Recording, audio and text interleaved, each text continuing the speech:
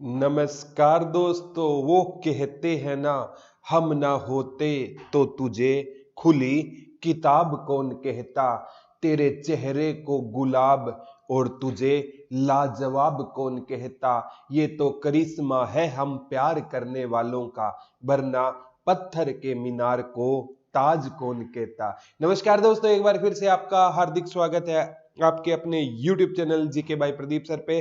और इस शायरी से आप आइडिया लगा सकते हो कि जो प्यार का बुखार वाला महीना है वो गुजर चुका है। महीना तो नहीं गुजरा, लेकिन वो वीक गुजर चुका है। अब उस वीक से बाहर आइए और आज से नहीं अभी से पढ़ना शुरू कर दीजिए। इंडिया जीके के साथ साथ एक हरियाणा जीके की क्लास आपको मिल रही है। HSSC के सभी एग्जाम के लिए इंपॉर्टेंस रहने वाली है, तो बिना कोई टाइम जाया करे HSSC के इंपॉर्टेंट क्वेश्चन ही करवाऊंगा, फालतू की बातें नहीं होगी। क्वेश्चन आया था बच्चों, अनटचेबल उपन्यास किसका था? मुल्क राज आनंद का। अनटचेबल, अनटचेबल ये नोवेल था, ये किसका था प्यारे बच्चों?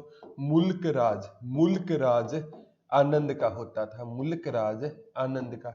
एक बार पूछा गया था बच्चों, लज्जा तस्लीमा नसरीन का, तस्लीमा नसरीन का कौन सा होता था? लज्जा होता था। यहाँ से क्वेश्चन बच्चों पूछ लिया जाता है, ठीक है। जैसे ना यहाँ से मतलब इन किताबों से या नोवेल से भी हरियाणा जी की आजकल क्वेश्चन पूछ लेती है, तो थोड़ा सा इन पर, जैसे जयदेव का एक बार देखने को मिला था गीत गोविंद, जयदेव का गीत गोविंद भी बहुत बार चर्चा में रहा है। जैसे अलबेरुनी की ताकीद ए हिंद, अलबेरुनी की ताकीद ए हिंद, ताकीद ए हिंद कई बार एग्जाम में आई है। और ऐसे ही ना इसी कैटेगरी में ना आपसे पूछ लिया जाएगा बच्चों, ठीक है। क्योंकि बाण भट्ट की हर चरित्र तो पता होती है, लेकिन बाण भट्ट की वो दूसरी रचना पूछ लेगा, कादम्बरी। कादम्बरी किसकी थी? बाण भट्ट की। जैसे पूछ लेता है बच्चों, पाणिनि की रचना कौन सी थी? अष्टाध्यायी।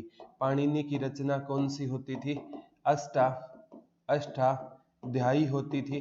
पंतांजलि की पूछ लेता है प्यारे बच्चों, पंतांजलि की रचना कौन सी होती थी? महाभाष्य होती थी। कौन सी होती थी? महाभाष्य होती थी। यहाँ से क्वेश्चन आगामी एग्जाम में आपसे पूछा जाएगा। पंतांजलि है ना किसके दरबार में रहता था? पुष्यमित्र शुंग के दरबार में रहता था। और पंतांजलि विश्व का पहला योग गुरु था। विश्व का पहला योग गुरु कौन होता था बच्चों? पंतांजलि होता था। और जो ये आपका पाणिनि है ना, ये नंद वंश का जो संस्थापक होता था, पूछा जाता है नंद वंश का संस्थापक कौन होता था? महापद्मा नंद वंश का संस्थापक होता था। उसके दरबार में कौन रहता था? पाणिनि रहता था। यहाँ से भी बच्चों एग्जाम पॉइंट ऑफ व्यू से क्वेश्चन बन जाएंगे। मैं नहीं चाहता आपका कोई भी क्वेश्चन गलत हो, थोड़ा सा इस पर ध्यान रखना बच्चों। आप हर एक बच्चा ना, मैं आपसे रिक्वेस्ट करता हूँ, कमेंट करके बताया करो कि आपको वीडियो कैसी लग रही है। तो ये ध्यान रखना बच्चों, यहाँ से क्वेश्चन आएंगे ही आएंगे, ठीक है। और हर बच्चा चैनल को प्लीज सब्सक्राइब जरूर किया करो, ताकि आपके टीचर का हौसला बढ़े। एक क्वेश्चन आया था, हरियाणा सरकार ने फसल विविधीकरण को प्रोत्साहित करने के लिए तथा 2022 तक सर्वोत्कृष्ट फसल विविधीकरण को प्राप्त करने के लिए खालिस्तान या देश को बढ़ावा देने की योजना बनाई है। तो हरियाणा सरकार ने फसल विविधीकरण के लिए 2022 तक है ना कौन सी योजना? तो ये रहेगी बागवानी योजना। कौन सी योजना बच्चों? बागवानी योजना। यानी हरियाणा सरकार है ना किसकी ओर ध्यान दे रही है? बागों की ओर ध्यान दे रही है। और ये किसके लिए? फसल विविधीकरण के लिए, ताकि फसल को बदल कर बोया जा सके। विविधीकरण के लिए कौन सी योजना? बागवानी योजना। इंपॉर्टेंट है बच्चों। हरियाणा में ना, जैसे एक बार पूछा गया था, हरियाणा में आम की बागवानी कहाँ पर नहीं होती? ये क्वेश्चन आया था, कहाँ पर नहीं होती? तो हरियाणा में आम की बागवानी है ना प्यारे बच्चों, यहाँ से एक क्वेश्चन पक्का बनेगा, महेंद्रगढ़ में आम की बागवानी हरियाणा में नहीं होती। ये क्वेश्चन भी बन जाता है, ठीक है। तो थोड़ा सा ध्यान रख लेना। और 2022 तक ये भी कहा गया है कि हम किसानों की आय को क्या कर देंगे? दुगना कर देंगे। किसानों की आय को दोगुना कर देंगे। और किसानों का हाल चाल पूछने से तो इनको फुर्सत है नहीं, किसानों से तो हाल चाल तो ये पूछ नहीं सकते, और बातें करते हम किसानों की आय को क्या कर देंगे, दोगुना कर देंगे। सारी की सारी राजनीतियां हैं। एक इतिहासकार कहा करते थे, politics is a dirty game which played by dirty people, कि राजनीति गंदा खेल है और गंदे लोगों के द्वारा खेला जाता है। मतलब कोई भी पार्टी, मैं नहीं कहता बीजेपी अच्छी है, मैं नहीं कहता कांग्रेस अच्छी है, गंगाधरी शक्तिमान है, एक दूसरे का किसानों की चिंता ना प्यारे बच्चों हमेशा विपक्ष को होती है। चाहे कांग्रेस होगी ना सत्ताधारी पार्टी तो बीजेपी को किसानों की चिंता होगी, और बीजेपी सत्ताधारी पार्टी होगी तो कांग्रेस को किसानों की चिंता होती है। समझ नहीं आता बच्चों, सत्ताधारी पार्टी को किसानों की चिंता क्यों नहीं होती। मैं तो सैल्यूट करता हूं लाल बहादुर शास्त्री जी को, जिन्होंने कहा था जय जवान और जय किसान का नारा दिया था। जितनी सीमा पर कीमत जवान की है, उतनी ही खेतों में कीमत किसकी है, किसान की है। तो ऐसे मैं मतलब प्रधानमंत्री को श्रद्धा सुमन अर्पित करता हूं। लेकिन आजकल की जो मतलब ये राजनीति है ना, इसमें आने से पहले वादे और होते हैं और आने के बाद वादों से मुकर जाते हैं। तो ये राजनीति से ना एक नफरत सी होने लगी है बच्चों, इस घिनौनी राजनीति से। और मीडिया सच नहीं दिखाता। आज पिछले कुछ दिनों से चैनल को देखना भी बंद कर दिया है, दुख होता है बच्चों। एक बार आया था हरियाणा को भारत का देश ओपन डेफिकेशन फ्री स्टेट घोषित कर दिया गया, शौच मुक्त। तो हरियाणा को भारत का 5वां खुले में शौच मुक्त, 5वां खुले में शौच मुक्त यानी ओपन डिफेसिस बोला जाता है कि खुले में, मतलब ये 5 फ्री स्टेट घोषित कर दिया कि हरियाणा में खुले में कोई शौच नहीं जाता। ये बच्चों एक आंकड़े ही होते हैं, और रियलिटी है ना, आप धरातल पर जाकर देखोगे ना तो आज भी गांव में आपको देखने को ऐसी चीजें मिल जाती हैं। लेकिन ना सरकारें हैं वही है, अपनी राजनीति चमकाने से मतलब होता है, कह देती है हमने ओपन डिफिशिएंसीज या खुले में शौच मुक्त घोषित कर दिया। ये है ना कागजी बस क्या होते हैं, कागज ही होते हैं। जैसे गालिब कहा करते थे ना, हकीकत छुप नहीं सकती बनावटी असूलों से, और खुशबू आ नहीं सकती कागज के फूलों से। तो ये वही है, कागजी फरमान होते हैं। ठीक है, एक बार क्वेश्चन आया था बच्चों, सबसे इंपॉर्टेंट है, निम्नलिखित में कौन सी झील एक मानव निर्मित झील है। तो सुखना झील, कौन सी झील मानव निर्मित झील है, मानव निर्मित झील है। जो चंडीगढ़ वाली कौन सी झील रहेगी, सुखना झील। इसे ना मानव झील का भी पीछे दर्जा मिला था। मानव निर्मित झील कौन सी रहेगी, सुखना झील रहेगी। और हरियाणा की सबसे बड़ी प्राकृतिक रूप से ना, हरियाणा की प्राकृतिक रूप से सबसे बड़ी झील पूछे ना, तो हरियाणा की प्राकृतिक रूप से सबसे बड़ी झील प्यारे बच्चों कौन सी हो जाएगी, दमदमा झील हो जाएगी। और दमदमा झील कहाँ पर रहेगी प्यारे बच्चों, गुरुग्राम में रहेगी। कहाँ पर रहेगी, दमदमा झील कहाँ पर रहेगी, गुरुग्राम में रहेगी। यहाँ से क्वेश्चन है ना बनना प्यारे बच्चों लाजमी है, थोड़ा सा ध्यान रखना,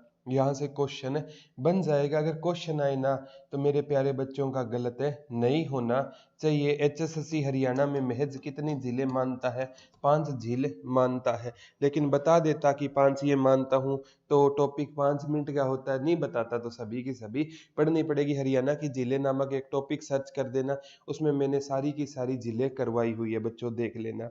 आगे ये क्वेश्चन आया था, अमेरिका स्थित सिस्को ने हरियाणा के गुरुग्राम जिले में खालिस्तान का शुभारंभ किया है। तो global cyber range lab, global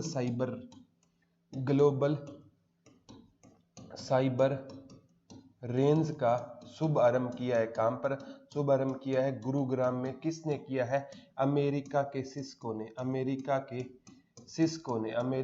Cisco ने ग्लोबल साइबर रेंज का कहां पर शुभ आरंभ किया है प्यारे बच्चों, गुरुग्राम में। ग्लोबल साइबर रेंज का कहां पर उद्घाटन किया है, गुरुग्राम में। किसने किया है, अमेरिका के सिस्को ने किया है। तो यहां से भी बच्चों क्वेश्चन, हरियाणा की साइबर सिटी किसे कहा जाता है, ये भी क्वेश्चन बन जाता है। हरियाणा की साइबर सिटी किसे कहा जाता है? तो हरियाणा की साइबर सिटी प्यारे बच्चों गुरुग्राम को कहा जाता है। हरियाणा की साइबर सिटी किसे कहा जाता है?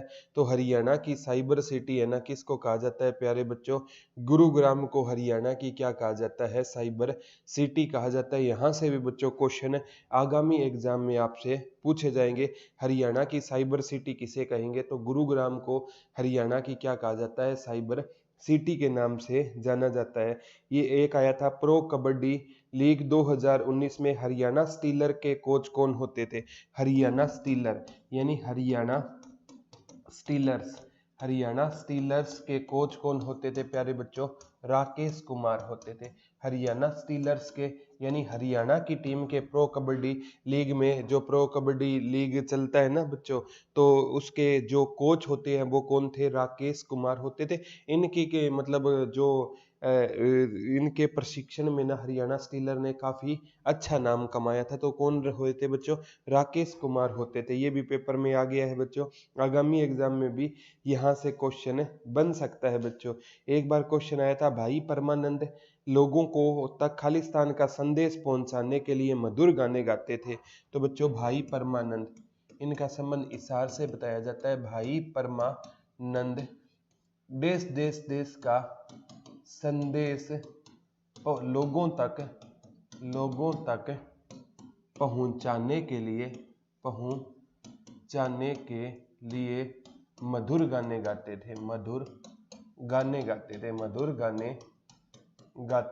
थे। ठीक है। तो भाई परमानंद है ना बच्चों, यहाँ से क्वेश्चन आएगा। ये आचार्य विनोबा भावे के, किसके? आचार्य विनोबा भावे के संदेश जनता तक पहुंचाने के लिए कौन से गाने गाते थे? मधुर गाने गाते थे। आचार्य विनोबा भावे नाम आए ना, आचार्य विनोबा भावे। थोड़ा बता देता हूं बच्चों की जानकारी के लिए। आचार्य विनोबा भावे है ना महात्मा गांधी के आंदोलन से जुड़े हुए थे। और आचार्य विनोबा भावे ने, कहते हैं प्यारे बच्चों, भूदान आंदोलन चलाया था। कौन सा आंदोलन चलाया था? भूदान आंदोलन चलाया था। एक बार आया महात्मा गांधी ने प्यारे बच्चों व्यक्तिगत सत्याग्रह शुरू किया था। गुरुजी, महात्मा गांधी ने व्यक्तिगत सत्याग्रह कब शुरू किया था? 1940 में। उसके पहले सत्याग्रही कौन होते थे प्यारे बच्चों? आचार्य विनोबा भावे होते थे। कौन होते थे? आचार्य विनोबा भावे होते थे। और दूसरे सत्याग्रही कौन होते थे गुरुजी? पंडित जवाहरलाल नेहरू होते थे। पंडित जवाहरलाल नेहरू दूसरे सत्याग्रही होते थे। तो आचार्य विनोबा भावे के संदेश को हरियाणा में जनता तक पहुंचाने का काम किसने किया था? भाई परमानंद ने किया था। ये क्या गाते थे? मधुर गाने गाते थे। और आचार्य विनोबा भावे के संदेश को जनता तक पहुंचाने का क्या किया था? काम किया था। तो बच्चों ये क्वेश्चन आपको देखो हरियाणा जीके की, इंडिया जीके की क्लास मिल रही है ना आपको, और बड़े ही नॉमिनल चार्ज पर ना बच्चों हमने हरियाणा पुलिस का बैच स्टार्ट किया है। ग्राम सचिव का रिकॉर्डेड बैच है। डिस्क्रिप्शन में नंबर धुरीना का लिंक है और नंबर भी है कॉलिंग टीम का, उनसे आप है ना कांटेक्ट करके कोर्स ले सकते हो। और वहां पर ना कंप्लीट टीम है, वो आपको हरियाणा पुलिस की तैयारी कराएगी। ग्राम सचिव का रिकॉर्डेड बैच है, जो पीछे एग्जाम हुआ था देखा होगा आपने, करवाया हुआ है। तो अच्छा लगे तो ले लेना, अदरवाइज कोई जरूरी नहीं है। और यहाँ पर भी बच्चों क्लासें आपको मिलती रहेगी। ठीक है। आगे क्वेश्चन आया था, खालिस्तान हरियाणा के दक्षिण हिस्से में स्थित है और भारत की सबसे पुराना मोड़दार पर्वत है। ठीक है। यानी देश हरियाणा के दक्षिण में स्थित है। दक्षिण में स्थित है। और क्या पूछा गया था? हरियाणा के दक्षिण में स्थित है और यह भारत का सबसे पुराना मोड़दार पर्वत है। यह है भारत का सबसे पुराना मोड़दार पर्वत है। ठीक है। तो ये प्यारे बच्चों कौन सा रहेगा? ये दक्षिण का नाम आते ही ना दिमाग में आना चाहिए, अरावली। ठीक है। अरावली हरियाणा के दक्षिण में स्थित है। अरावली की सबसे ऊंची चोटी 652 मीटर की है। कुलताजपुर गुरुजी कहाँ पर रहेगी? नारनौल महेंद्रगढ़ में ये रहेगी। ठीक है। और हरियाणा के अगर इसी प्रकार उत्तर में पूछे ना तो शिवालिक है, शिवालिक, ठीक है। और उसकी मोरनी की पहाड़ियों की सबसे ऊंची चोटी 1415 मीटर की कौन सी रहेगी, करो रहेगी। तो यहाँ से भी बच्चों क्वेश्चन बन जाता है, तो थोड़ा सा ध्यान रखोगे ना तो इजीली क्वेश्चन को अटेम्प्ट कर पाओगे। ये क्वेश्चन आया था, लोगों में जागरूकता फैलाने के लिए 21 मार्च को पूरे हरियाणा में खालिस्तान मनाया जाता है। विश्व वन दिवस 21 मार्च को क्या होता है प्यारे बच्चों, विश्व वन दिवस होता है। 21 मार्च को कौन सा दिवस मनाया जाता है बच्चों, 21 मार्च को विश्व वन दिवस मनाया जाता है। एग्जाम में डायरेक्ट क्वेश्चन आता है 21 मार्च को, हरियाणा नाम दे दिया वो कोई कंफ्यूज करने के लिए, तो 21 मार्च को कौन सा दिवस होता है, ये वर्ल्ड स्तर पर होता है, वर्ल्ड लेवल पर होता है, तो विश्व वन दिवस मनाया जाता है, ठीक है। एक बार ये क्वेश्चन आया था, ये एक तारा वाला तो आ गया ना। एक तारा एक संगीत वाद्य यंत्र है जो बांस के एक टुकड़े से बनाया जाता है, जिसके एक सिरे पर एक बड़ा सा तुम्बा जुड़ा होता है। इसे अंगुलियों से बजाया जाता है और इसमें खालिस्तान होते हैं। इसमें एक तार होता है, एक तार होगा ना, एक तार होगा तभी तो इसको क्या कहा जाता है, एक तारा कहा जाता है। क्या कहा जाता है प्यारे बच्चों, एक तारा कहा जाता है। एक क्या कहा जाता है, इसको एक तारा कहा जाता है, जोगियों द्वारा बजाया जाता है। और इसके एक सिरे पर क्या बंधा होता है बच्चों, तुम्बा बंधा होता है। जैसे गाना है ना, एक तारा बोले क्या बोले तेरा एक तारा, तो ये गाने है ना, एक तारा यानी एक तार से उसको बजाया जाता है। आप है ना कभी भी देखोगे ना बच्चों, किसी को मंच नहीं मिल पाता। हरियाणा में ना बच्चों टैलेंट की कोई कमी नहीं है। आप बसों में देखोगे इतने अच्छे अच्छे संगीतकार आ जाते हैं, इतने गरीब वो पैसे मांगते हैं बेचारे, अगर उनको मंच मिल जाए ना तो पता नहीं वो बच्चों कहाँ पर पहुंच जाएंगे। तो थोड़ा सा मंच की, जैसे रोनू मंडल का एक आपने एक महिला रातों रात इमेश रेशमिया के गाने गाकर वो फेमस हो गई थी, तो मतलब टैलेंट है ना, हरियाणा या भारत में टैलेंट की कमी नहीं है। बस किसी का निखर जाता है और किसी का विखर जाता है। और मैं तो YouTube को ना, इस सोशल प्लेटफॉर्म को एक बहुत अच्छा मानता हूँ, क्योंकि इसने सभी टीचर को एक इक्वल मौका दिया है। जिसके अंदर टैलेंट है ना वो अपना टैलेंट क्या कर सकता है, दिखा सकता है। तो मैं तो इसको सैल्यूट करता हूँ। और जिसमें टैलेंट होगा उसी को बच्चे क्या करेंगे, शेयर करेंगे, और बच्चे उसी को क्या करेंगे, लाइक करेंगे। और रियल लाइफ में ना मतलब पहले क्या होता था, टैलेंट नहीं होता था ना तो टीचर एक दायरे तक सीमित हो जाता था प्यारे बच्चों। लेकिन जब से पढ़ाना शुरू किया है ना तो बच्चों का प्यार अपने आप आ गया है। बच्चे प्यार बहुत करते हैं। एक इस प्लेटफॉर्म पर सबसे बड़ी बात है कि आपको बच्चों रातों रात स्टार बना सकते हैं। लेकिन परमपिता परमात्मा की दया से ना बस अपने पैशन के प्रति है ना प्यार होना चाहिए टीचर को, और बच्चे प्यार बहुत देते हैं, ठीक है। आगे आता है, महान भारतीय खिलाड़ी श्री कपिल देव हाल ही में खबरों में क्यों है, क्योंकि क्रिकेटर पर आधारित एक बायोक्लिप फिल्म बनाई जा रही है। कपिल देव पर आधारित बायोक्लिप फिल्म बनेगी। क्या बनेगी, कपिल देव पर आधारित आधारित एक बायोक्लिप क्या बनेगी, फिल्म बनेगी। जैसे महेंद्र सिंह धोनी पर आधारित वो untold Dhoni the untold story बनी थी ना, सुशांत सिंह राजपूत वाली, तो उसी प्रकार कपिल देव पर आधारित फिल्म बनेगी। और कपिल देव की कप्तानी में 1983 में हमने वर्ल्ड कप जीता था। किसको हराकर जीता था गुरुजी बता दीजिए, वेस्ट इंडीज को हराकर जीता था। और कपिल देव को क्या कहा जाता है गुरुजी, हरियाणा हरिकेन के नाम से जाना जाता है। और कपिल देव बच्चों इंपॉर्टेंट है, 5000 प्लस रन बनाए थे इन्होंने, और 400 प्लस विकेट लेने वाले एक ऑलराउंडर होते थे, कपिल देव होते थे।